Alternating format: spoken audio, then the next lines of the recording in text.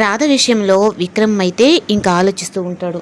అసలుకి ఇంత ధైర్యంగా వాడు ఎలా వచ్చాడు, అయినా ఇంత గేమ్ ఎలా ఆడుతున్నాడు అని చెప్పనంటే ఈ లోపల నందగోపాల్ అయితే వచ్చి వాడెవరో తెలివి తక్కువవాడు అని మాట్లాడుతూ ఉంటే ఇంకా రామచంద్రయ్య అయితే ఇంకా విక్రమ్ దగ్గరకు వచ్చి వాడు తెలివి తక్కువవాడు కాదు, అది కూడా ఒక ఎస్ఐ భార్య అయి ఉండి రాధ మీద ఇంత గేమ్ ఆడుతున్నాడు అంటే వాడు చాలా తెలివిగలవాడు, వాడు పక్కా ప్లాన్తోనే ఉన్నాడు.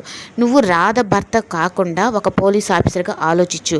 ఇంత దాకా ఒక ఎస్ఐ భార్య దగ్గరికే వచ్చి ఇలా చెప్తున్నాడు అంటే ఇంకా వాడు ఎంత తెలివి లేకుండా ఉంటాడు అని చెప్పని ఎలా అనుకుంటున్నావు అని అనేటప్పటికీ ఇంకా మా రామచంద్రయ్య ఒక మామయ్యగా చిన్నప్పటి నుంచి తనకి ఎలా మోటివేషన్ చేస్తూ వచ్చాడో ఇప్పుడు ఇంకా రాధ విషయంలో కూడా అలాగే చేస్తున్నాడని చెప్పని ఇంక వెంటనే విక్రమ్ అయితే వెళ్ళి మామయ్య అని చెప్పని పట్టుకుంటాడు.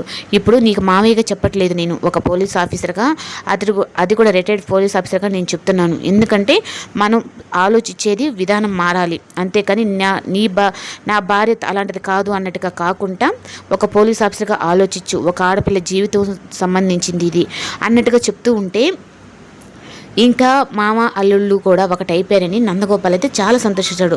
వాడు ఇప్పుడు ఇంకొక గంటలో ముందు వాడు ఏం ఆలోచిస్తున్నాడు, రాధ విషయంలో ఏం స్టెప్ తీసుకుంటున్నాడో అది ముందుగానే నువ్వు పసిగట్టి ముందు ఆ విధంగా వాడికంటే ముందు నువ్వు ఆలోచించి రాధను సేఫ్ చేసుకునేలా నువ్వు ఆలోచించాలని చెప్పని ప్రతి ఒక్క మాట చెప్తూ ఉంటే ఇంకా విక్రమ్కి అయితే చాలా వేదవాక్కులాగా అనిపిస్తూ ఉంటుంది. ఇంకా దుర్గా అయితే మాత్రం రాధ నీ విషయంలో నేను ఎవరిని వదిలిపెట్టను, నువ్వు నాకే సొంతం, నా నుంచి తప్పించుకొని వెళ్ళిపోయాను, పెళ్లి చేసుకున్నాను, ఒక ఎస్ఐని పెళ్లి చేసుకున్నాను అంటే నేను వదిలేస్తానా, అయినా నా ప్రాణం ఉన్నంత వరకు నువ్వు నాకే సొంతం, నేను నిన్నే పెళ్లి చేసుకోవాలి అన్నట్టుగా ఉంటాడు.